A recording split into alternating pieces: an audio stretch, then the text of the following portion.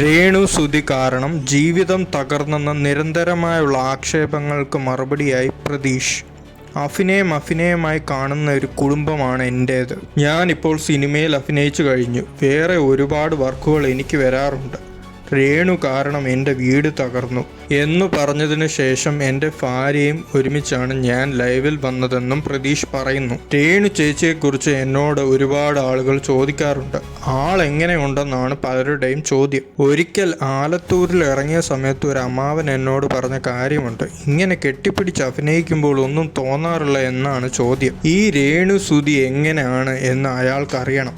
എന്നാൽ ഞാൻ അയാൾക്ക് വായടപ്പിക്കുന്ന മറുപടി കൊടുത്തിരുന്നു.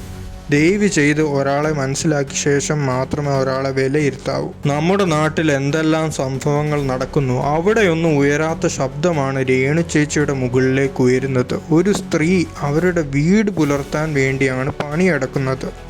6 വയറുകൾ കഴിയാൻ വേണ്ടിയാണ് ആർട്ടിസ്റ്റായി രേണു ഇറങ്ങിയത്. ഇവിടെ പല ആർട്ടിസ്റ്റുകളും വയറ് കാണിക്കുന്നുണ്ട്, ലിപ് ലോക്ക് ചെയ്യുന്നുണ്ട്. എന്തുകൊണ്ടാണ് അവർക്കെതിരെ പോകാത്തത്?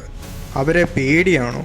ഒന്നും പ്രതികരിക്കില്ല എന്ന് കരുതിയാണോ ചേച്ചിക്കെതിരെ ഇങ്ങനെ കമൻറ്റുകൾ ഇട്ട് പ്രതിഷേധിക്കുന്നത്? ഞാൻ മോശമായി ചെയ്ത ഒരു സീൻ നിങ്ങളൊന്ന് പറയൂ. വ്യക്തിവൈരാഗ്യം തീർക്കുന്ന രീതിയിലുള്ള കമൻറ്റുകൾ എന്തിനാണ് പങ്കിടുന്നത് എന്ന് മനസ്സിലാകുന്നില്ല. ഞങ്ങൾ ഈ അടുത്തൊരു അഭിമുഖം കൊടുത്തിരുന്നു. ഞങ്ങൾ പ്രണയത്തിലാണോ എന്നായിരുന്നു അതിലെ ആൾക്കാർ ചോദിച്ചത്. എന്തുകൊണ്ടാണ് അത്തരമൊരു ചോദ്യമെന്ന് പോലും മനസ്സിലാകുന്നില്ല. അഭിനയമായി കാണുന്ന ഒരു കുടുംബമാണ് എൻ്റേത്.